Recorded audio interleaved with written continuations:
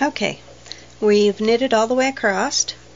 You can see I have the 2 yarns here at this end, and we're going to repeat what we did on this side. I'm going to cast on 10, I'm going to put my marker, I'm going to make my magic loop. It's going to make things a little snug, but that's what I'm going to do. And then I'm going to do 34 and connect to the shoulder.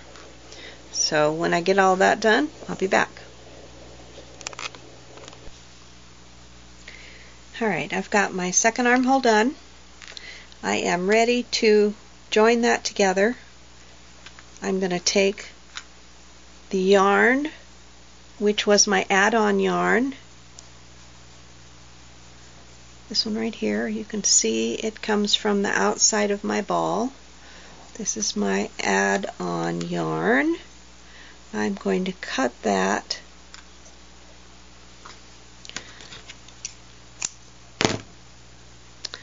and fasten it back around my ball.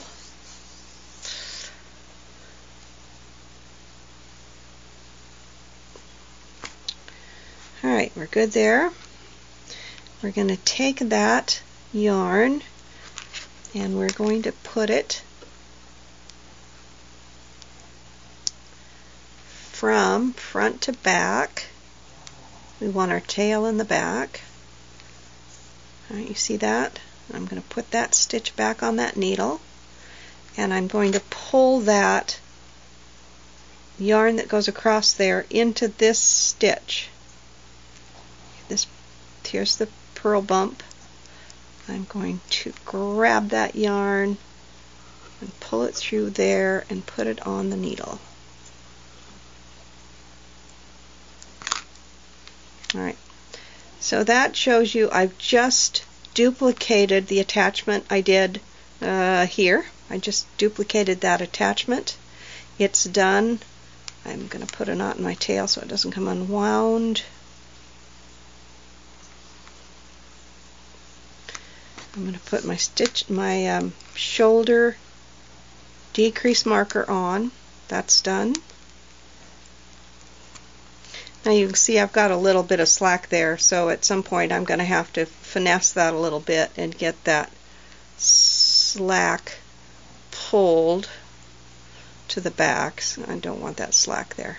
So this is my first knit row, and this is the first decrease I'm going to do for my shoulder seam. So this two knitted together, and I'm going to do my first shoulder increase. This point, the top of the left shoulder, is actually now the start of your row. I know we added our yarn here, and this is where we for all intents and purposes started working circular, but for the actual application of the decreases and increases, the right shoulder is where all of that's going to happen.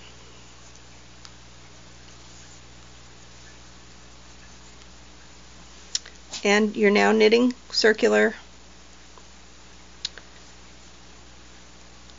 I actually need to turn these on. I'll do it next time.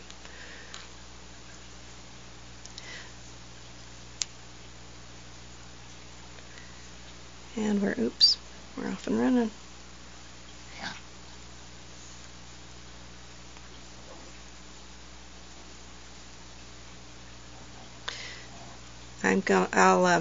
I'll knit across and I'll show you the front decrease. Just so we're on the same page, I'm going to knit across.